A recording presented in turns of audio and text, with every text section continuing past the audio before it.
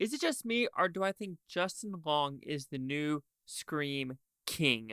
Prove me wrong.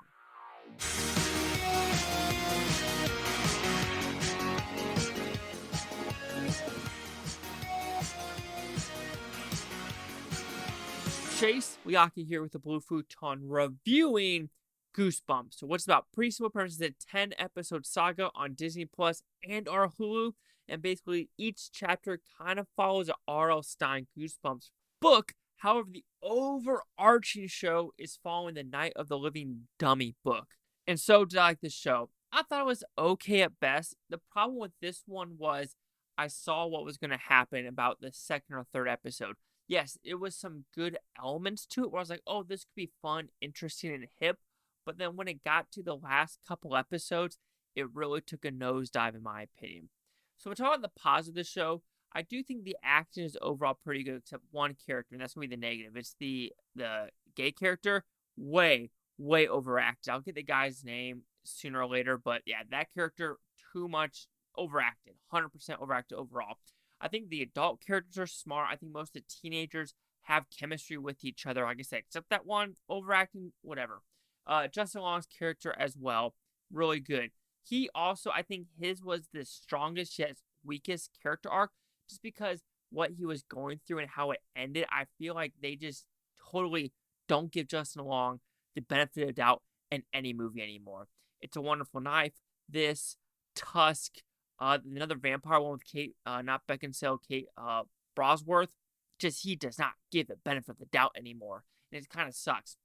I do think the special effects, as well as some of the scenarios in this show, are fun and unique. Like you're like, oh, okay, that's some good stunts, especially with the dirt biking, and good just emotional and depth with some of these stories. Because like I said, the overarching message is Night of the Living Dummy, but each episode in the first, I would say 6-ish, follows each teenager a different book and different psychological craziness that is going through them. So when I was going through each different books, I really enjoyed the show. But then the last just 3 episodes threw me for a loop of like, okay, this is not working whatsoever. It felt like I just watched The Hunger Games where it ends abruptly. Like, whoa, should probably give you a little bit more background, a little more umph to it, because of course they leave it off a cliffhanger. And like I said, the 2 main issues I have was the Justin Long as well as the overactor. And the overactor's name is so Miles McKenna, who's transgender, so was a female. Oh, this person also played in Nocturne. That was a destructively bad movie. So a girl that turned to a Duke's a transition, but is gay. So does that make you gay?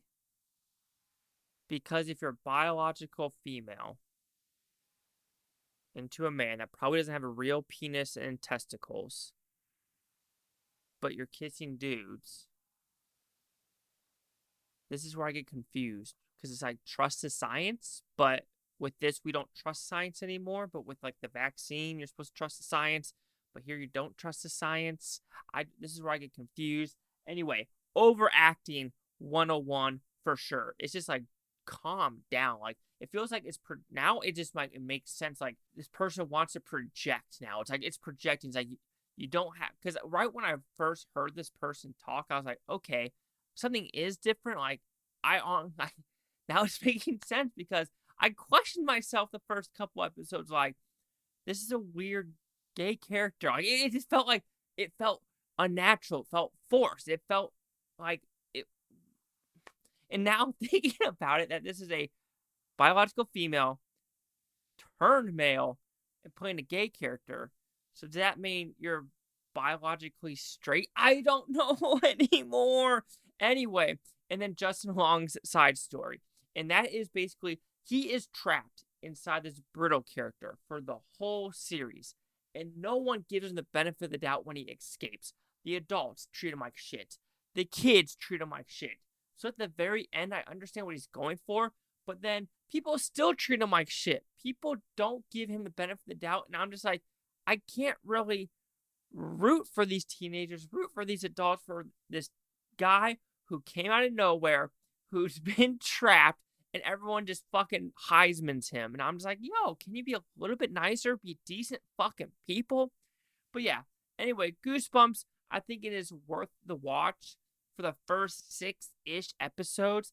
After that, it starts going to weird territory where I'm like, you're getting rushed, it's getting forced, and I just don't like how they're treating some of these characters. So Goosebumps will receive a 3 out of 5 Futons, which equals at 60%.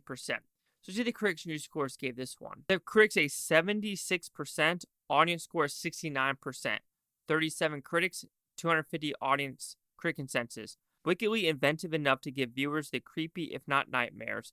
Goosebumps solidly transplants R.L. Stine's spooky stories into a serialized format. Sure, but like I said, overacting and some character arcs just don't work for me. 60, 69, 67. Chase Zack here with the Blue Futon. Like, comment, subscribe. One of the things, Futontopia, you Blue Futons going to great now. You can watch this tape tomorrow, week from, month from, a year from. I love every single freaking one of you. And I really don't mean for it to get political, but I get confused where we're headed. It's just, it's like that meme where it's like all the math equations coming at me. I just can't figure it out.